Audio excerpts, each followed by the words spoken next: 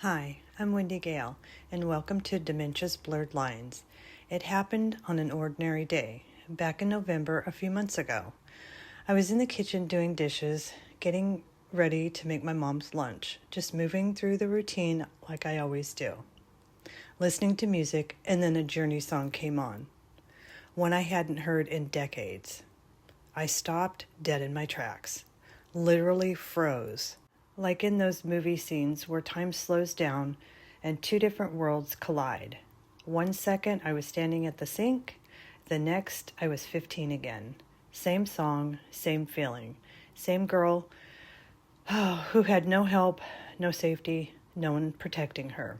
And the grief hit me so hard it took the air out of my lungs. I cried for the rest of that day. Nope, I cried for days.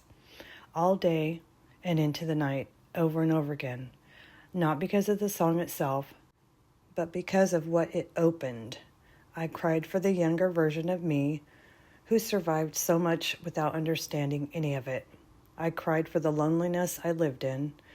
I cried because here I was, decades later, caring for the very person who caused the wounds I was finally beginning to feel. But I didn't cry in front of her. I held it together so my mom wouldn't see. I'd walk outside or slip into the bathroom and let it out quick, quiet bursts. And at night, after everyone was asleep, that's when it hit me the hardest. That was the only time I could finally let it out without anyone asking, "Are you okay? Are you all right?" Because I knew I couldn't explain it. How could I? The only place it made sense was on pages, so I wrote.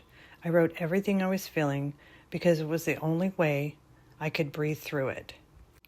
Those days of crying weren't just sadness, they were isolation.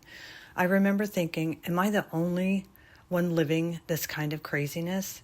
Caring for a narcissistic mother who now has dementia, trying to hold her life together while my own past kept rising up like a wave I couldn't outrun.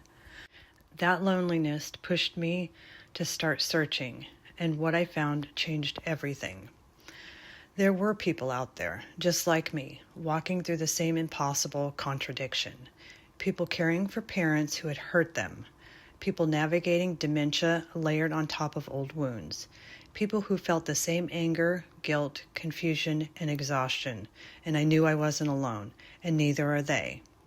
And that's when I knew I had to write this, not to blame, not to shame, but to reach out and say, you're not crazy and you're not alone. You have a right to be angry, deeply, honestly angry, but you don't have to become abusive and you don't have to repeat the same cycle that hurt you. Because you matter, your story matters, your feelings matter. And if I'm the only person who ever tells you that, then I will. I will say it every single time you need to hear it. The moment in my kitchen, that Journey song, that's the day everything broke open. And that's how it all began.